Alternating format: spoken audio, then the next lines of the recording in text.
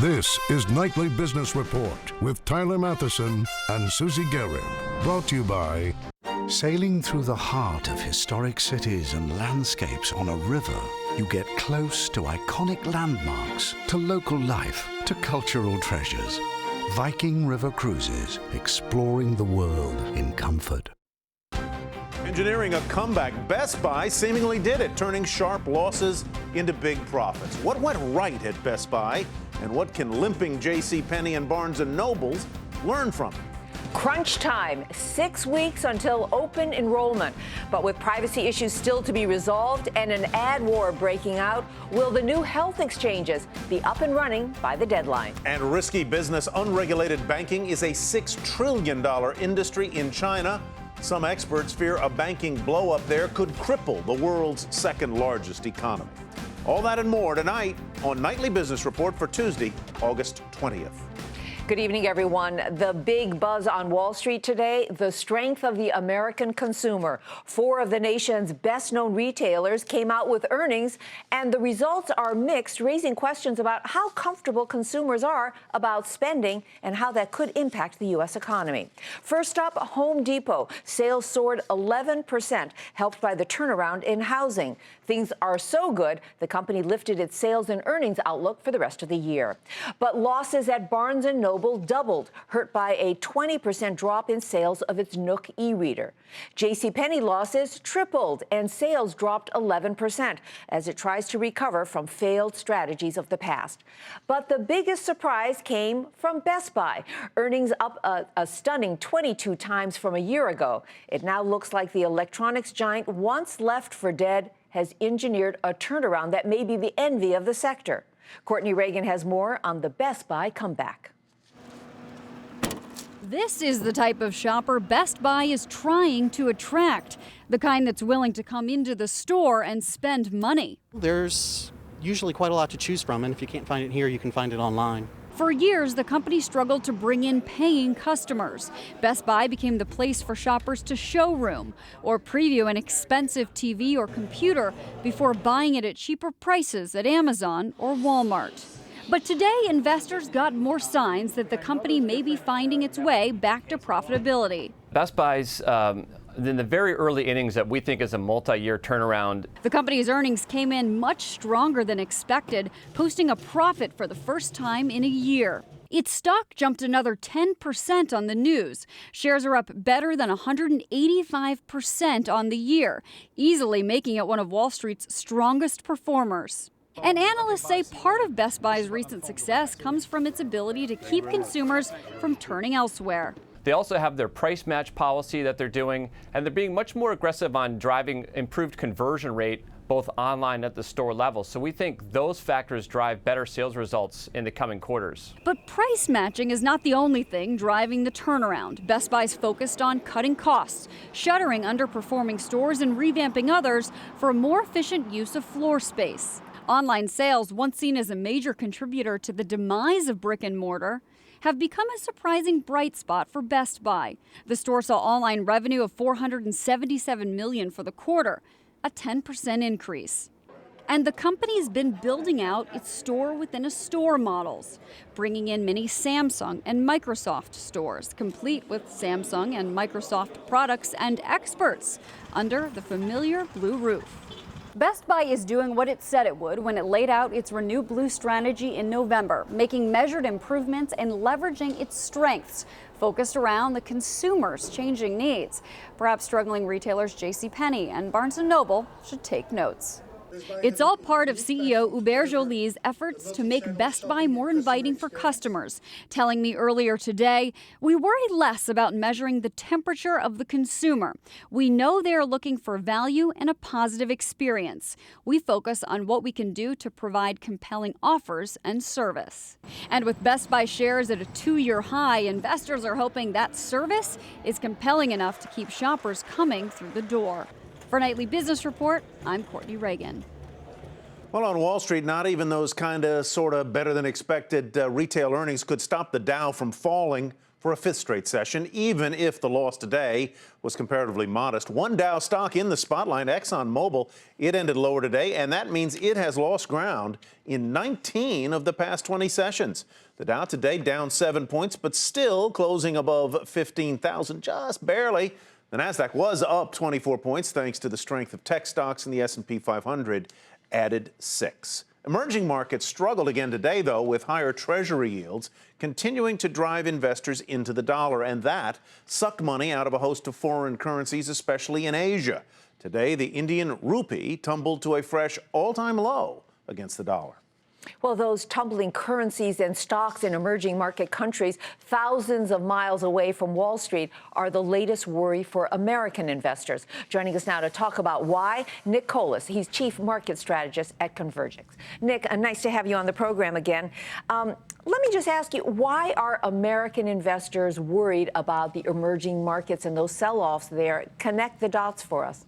Sure. There's really two factors at play here. The first is that we typically think of emerging markets as being very fast growth with young economies that are really ripe for a big step function increase in GDP growth and consumption. And that growth is really tempered around the world. The classic BRIC countries, Brazil, Russia, India, China, aren't growing as fast as they used to. The smaller countries that you alluded to in the prior segment, Southeast Asia primarily and India, might have small and growing economies, but they're also still very fragile economies. When you see this kind of volatility in currencies, people really take notice. Nick, is this a short-term sell-off in the emerging markets or something more enduring? It feels like it's going to be a little more enduring than just this week or next. And the reason for that is the uncertainty behind the Federal Reserve policy of tapering or reducing the amount of bonds that they go out and purchase every week. As long as we're uncertain about the path of that tapering, we're going to see this kind of volatility in currency markets around the world, and that'll lead to the same kind of volatility that you've just seen in equity markets as well. It was interesting listening to a lot of the chatter about this today on Wall Street. There were some strategists saying that with these emerging markets in trouble, some of the money that they have invested in those countries will be coming into the U.S. That'll be good for U.S. markets. Other strategists talking about a possible financial crisis as a result of all of this, a la the Asian crisis of 1998. Do you agree with that? And, what should investors do?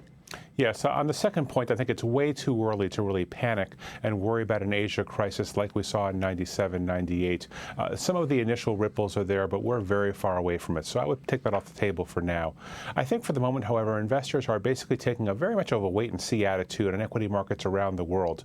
They appreciate the fact that the U.S. market has rallied a lot over the past year, and they understand the U.S. is still a great place to invest. But with the kind of gains that we've had over the past 1, 2, 3, and 4 years, I do get a sense from clients that they're a little bit hesitant to put a lot of fresh money to work here. They want to see how this tapering situation works out with the Federal Reserve in the near term. Compare for me the prospects over, let's say, the next 2 years for equity investors in U.S. stocks versus the emerging markets. Does the U.S. have the edge now? It feels very much that the U.S. has the edge. Not only do we have a slowly growing economy, but we have a lot of benefits of a large and established economy, like the rule of law, like very consistent trade policy, and other factors that make investors very comfortable in U.S. stocks. So for the near term, it does very much seem like U.S. stocks have the upper hand over emerging markets, even with the promise of somewhat better growth overseas. So are you saying that bad news in the international markets is actually good news for the U.S. stock market? You know, it hasn't worked out so far that way for the year. For the year, actually, emerging markets are down roughly 13%, U.S. up 15%, so the numbers aren't really there. However, over the past 5 days of market volatility, emerging markets have begun to do a little bit better, and investors are taking notice. They're actually putting more money into emerging market funds than they are into U.S. stock funds over the last week. So perhaps we're seeing a little bit of a turn there. Well, that's fascinating. Nick, thank you so much for coming on the program. Thank you. Nick Colas, Chief Market Strategist at Convergix. President Obama hosting a meeting with his national security team at the White House today to discuss the deadly unrest in Egypt and review the nearly $1.5 billion in annual U.S. aid that goes to Egypt's military. Earlier, a White House spokesman had to refute reports that the U.S. had already cut off aid to Cairo. Another day, another investigation into J.P. Morgan Chase. This time, the Justice Department is looking into allegations that bank employees manipulated U.S. energy markets. Just last month, the bank agreed to pay $410 million to settle charges from the Federal Energy Regulatory Commission that it manipulated markets in California and the Midwest. but it never admitted wrongdoing as part of that settlement. Well, that prompted the U.S. Attorney in New York's Southern District to take a closer look at the company's energy practices for possible civil or even criminal charges. A passing grade for a for-profit education provider, Corinthian Colleges, said a review by the Federal Department of Education shows the company remains financially sound enough to participate in federal student aid programs without any other qualification. Shares of Corinthian up 11.5% today. No matter where you go to college, the price of getting a degree keeps going up, and so does the amount of federal financial aid students are receiving. Scott Cohn takes a closer look on how many more graduates, undergraduates, are getting some form of aid and where all that money is coming from. At Iona College, a small school 15 miles outside New York City, they're putting the final touches on campus ahead of the fall semester next week. And freshman Brandon Lara, along with his mother, is putting the final touches on his registration, including his financial aid. When Iona gave me such a large package, we didn't even discuss it in my house. I just accepted the Iona's offer. Virtually his entire bill, around $46,000 for tuition, room and board, is covered by grants, loans, work study, and loans his mother has taken out. Unless we have financial aid, he wouldn't have been able to make it to college. According to the latest government figures, 71% of undergraduates received some form of college aid in the 2011-2012 school year. And for the first time, more than half, 57%, got at least some of their aid from the federal government. In part, it's because there's more federal money to be had. Federal Pell Grants and loans are both up under the Obama administration. But there's more to it than that. It's a basic squeeze. Tuition keeps rising, state support for higher education keeps falling, and private money is stagnant. That means for most students, a college education simply isn't affordable without some federal help.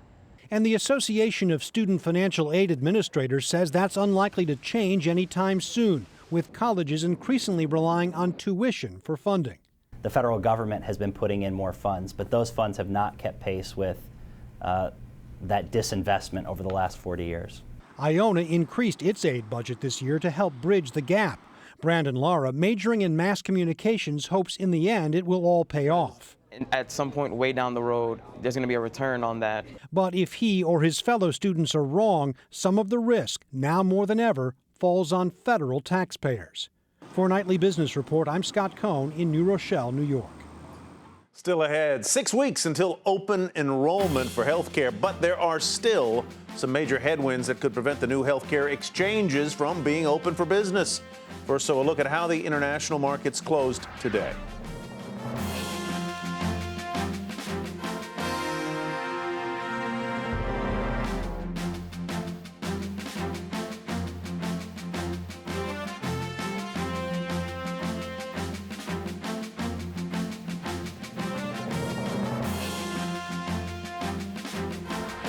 Health insurance costs keep rising. Trouble is, wages aren't keeping up. A new study from the nonprofit Kaiser Family Foundation found that the average cost for employer-sponsored health insurance rose a modest 4% this year, but that's still double the average increase in worker pay. So more income is going for health coverage, which means less is available for other expenses. And for Americans considering getting their health care coverage from new state exchanges, part of the Affordable Care Act, there's just 6 weeks to go before those insurance marketplaces are scheduled to be up and running. So how are states getting the word out about those new coverage options? Will they be ready in October?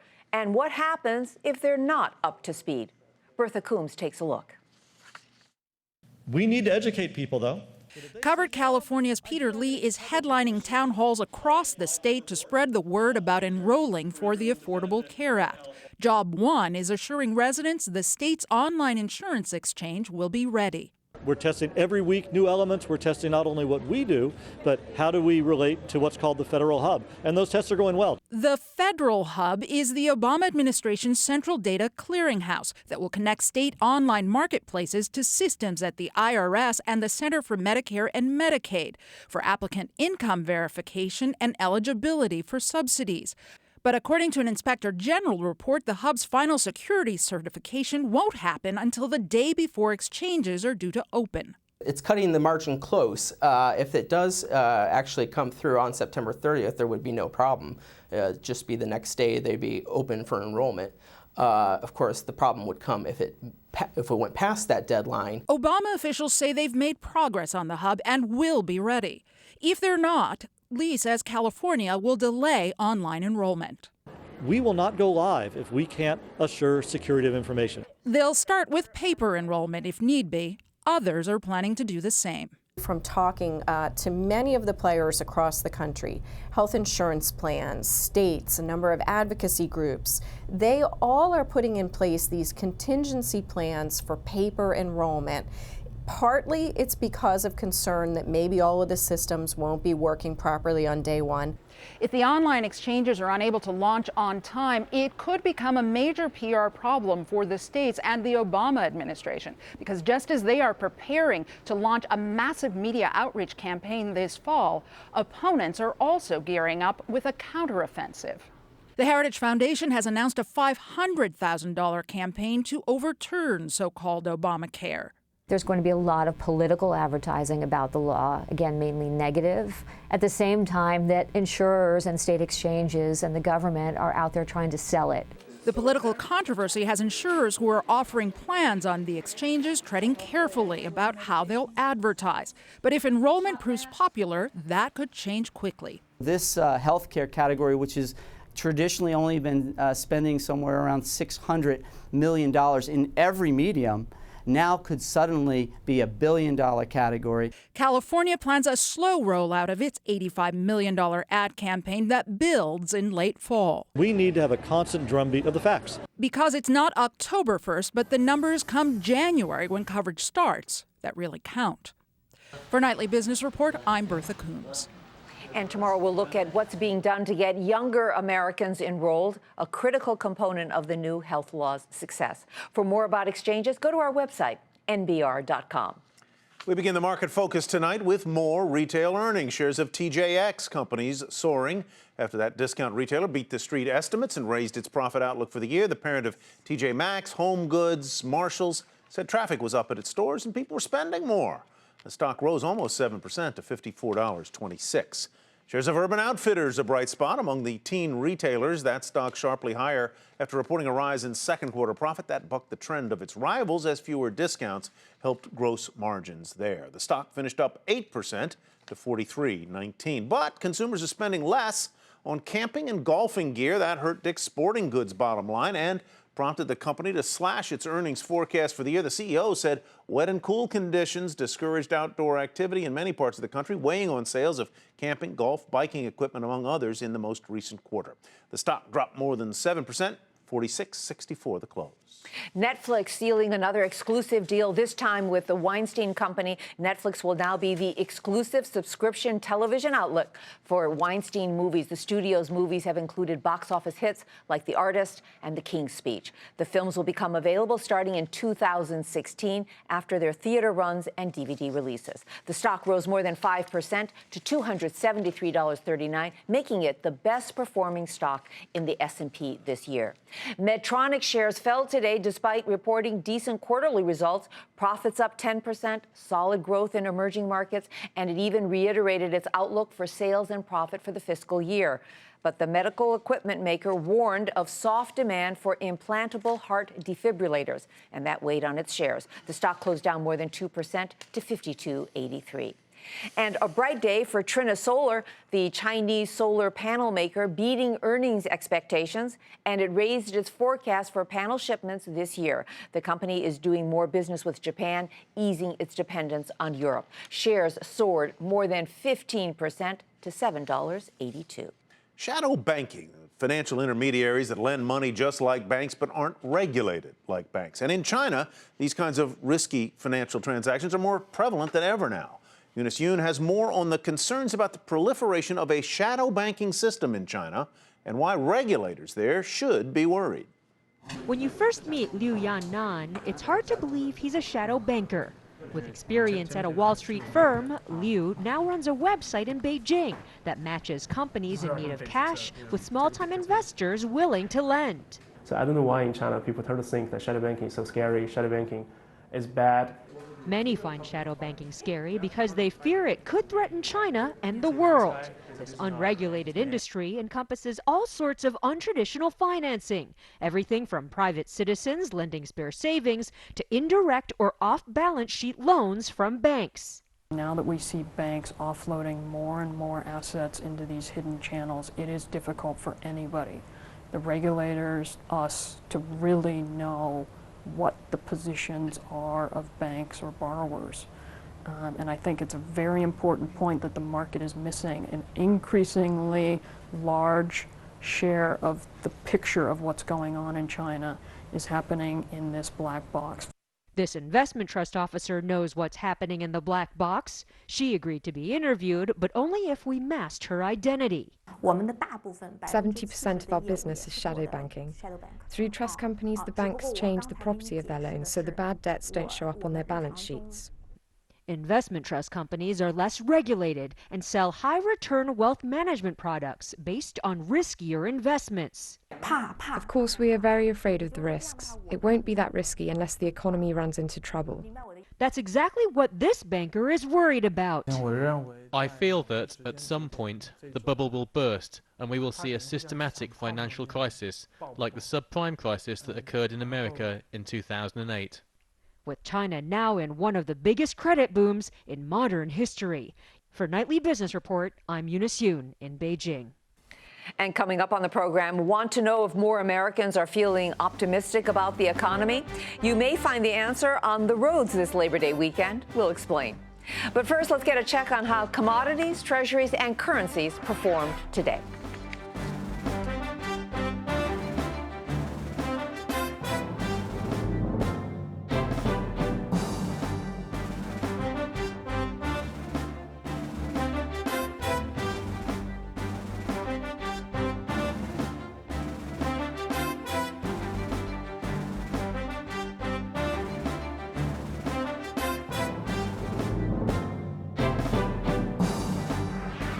The Tesla electric car can obviously take a charge, but it evidently can also take a hit.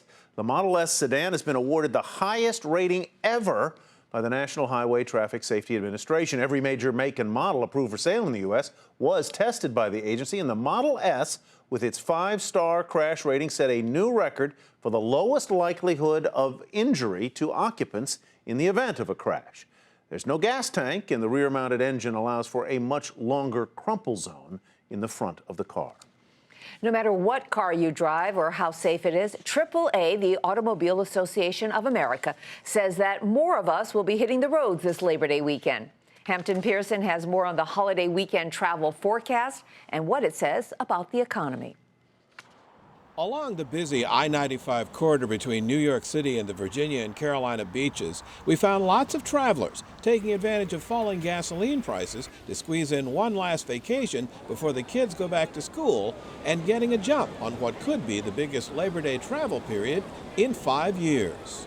Just leaving from Williamsburg, Virginia, heading back home, and possibly over Labor Day we'd like to go away, but the kids will be going back to school soon. Gas prices are a concern, but you save up for that over the year as you go along, and unless they go way over the top, like over $4.50, $5, we may change the plans. I don't think it ever stops me from taking a trip, to tell you the truth. If I'm going to go on vacation, I go. An estimated 34 million Americans will travel at least 50 miles away from home during the Labor Day holiday. That's according to AAA. 29 million, 85% will travel by automobile, up 4.3% from last year, with the average round trip covering just under 600 miles and consumers spending about $800.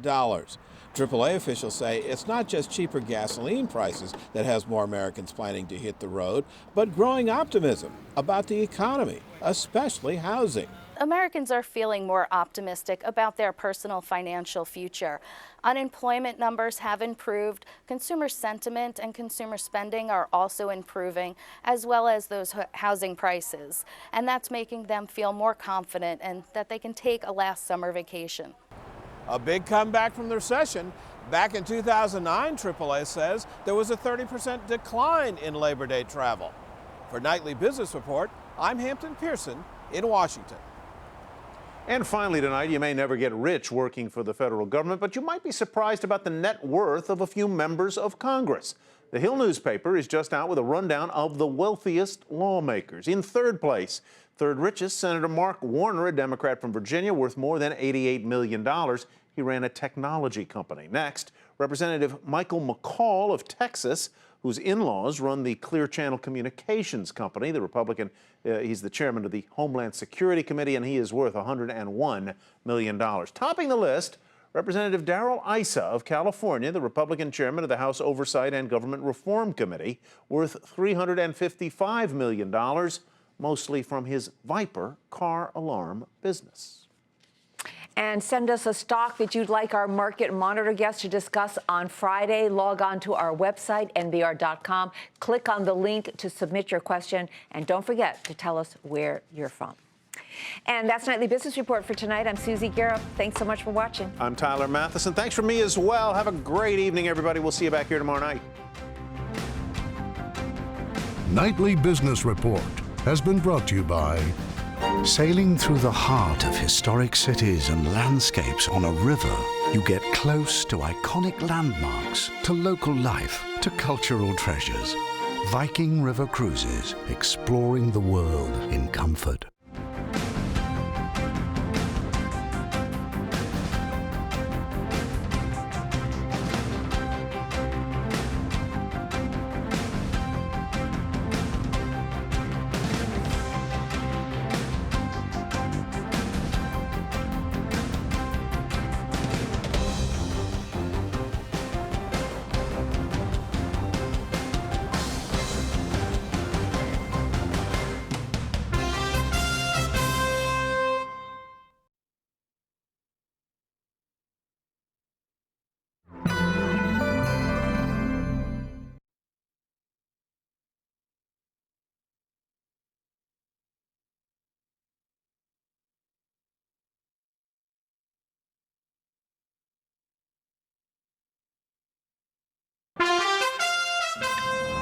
I'm Susie Garrett with a Nightly Business Report news brief. Home Depot and Best Buy report solid earnings and strong sales, but JC Penney continues to lose money. The news boosted many retail stocks on Wall Street. Still, the Dow fell for a fifth straight session, down 7 points today, but closed above the 15,000 level. The Nasdaq up 24, the S&P 500 added 6 points. The White House is reviewing the annual aid sent to Egypt's military, nearly $1.5 billion. A federal judge has approved Kodak's plan to emerge from bankruptcy protection. The Tesla Model S got the highest safety crash rating ever from the government. And Republican Congressman Darrell Issa of California is the nation's wealthiest lawmaker, worth $355 million. Be sure to tune in to Nightly Business Report right here on your public television station.